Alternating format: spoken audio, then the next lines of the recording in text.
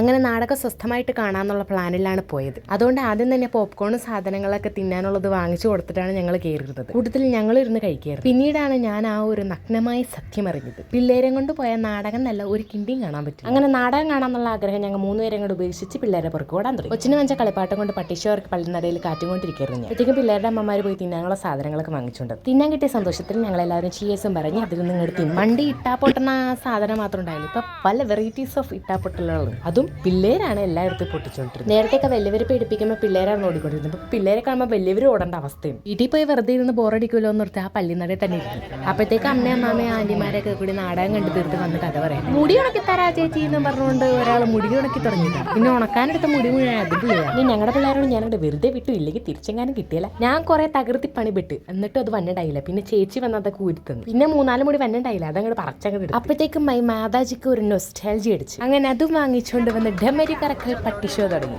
ഇനി വീട്ടിൽ വന്നപ്പോഴത്തേക്ക് അത് ഇടുകൊടുത്തുകൊണ്ടാണ് നടന്നുകൊണ്ടിരുന്നത്. അങ്ങനെ അവിടത്തെ പരിപാടികളൊക്കെ കഴിഞ്ഞ് ഇക്കൊല്ലത്തെ അമ്മ വീട്ടിലെ പള്ളിപ്പെരുന്നാളും അതോടുകൂടി ഖത്തം ഒക്കെയാണ്. പിന്നെ പള്ളിപ്പറമ്പിൽ നിന്ന് ഞങ്ങൾ വെള്ളവും കുടിച്ച് ഐസ്ക്രീമും നിന്ന് അങ്ങനെ തിന്നാനുള്ള സാധനങ്ങളൊക്കെ തിന്ന് വീട്ടിലോട്ട് പോന്നു. പട്ടിക്ക് അതിന്റെ സൗണ്ട് ഇട്ടിട്ട് പ്രാന്തായെന്ന് തോന്നുന്നു. പാമ്പിനെ പോലെ ഏടുവിന്റെ ചുറ്റും കിടന്ന് കറങ്ങണ്ടായി. രാവിലെ ചായം കൂടി ചുണ്ണിക്കുട്ടൻ അമ്മയും കൂടി വീട്ടിൽ. ഒരു ഉച്ചയായപ്പോഴത്തേക്കും ദീപങ്ങളുടെ കൂടെ എന്റെ ബാണ്ടക്കെട്ടുകൾ എടുത്തിട്ട് ഞാനും വീട്ടിൽ പോന്നു. വൈകിട്ടായപ്പോഴത്തേക്കും ജോസുട്ടി അപ്പാപ്പനെ കാണാൻ വേണ്ടി ഹോസ്പിറ്റലിൽ പോയി. പിന്നെ അതൊക്കെ കഴിഞ്ഞ് ഞങ്ങൾ വീട്ടിൽ പോന്നു. കാക്കനാട് വഴി കോലഞ്ചേരി കയറിയതാണ്. ഈ അറിയാമത് ഗൂഗിൾ മാപ്പിനെ വിശ്വസിച്ചാണ് പോയത്. എങ്ങനെയോ അങ്ങോട്ട് എത്തി, എങ്ങനെയോ ഇങ്ങോട്ട് തിരിച്ചു വന്നപ്പോൾ 30 കയറി. ആദ്യം മീനെ കണ്ടപ്പോഴത്തേക്ക് സോഫയുടെ മേളിലായിരുന്നു ജോസുട്ടി. പിന്നെയുള്ള ധൈര്യം സംവരിച്ച് അവിടെ ഇരിക്കണ്ടായി. ഇന്നത്തേക്ക് അത്രയുള്ളൂ. ബൈ.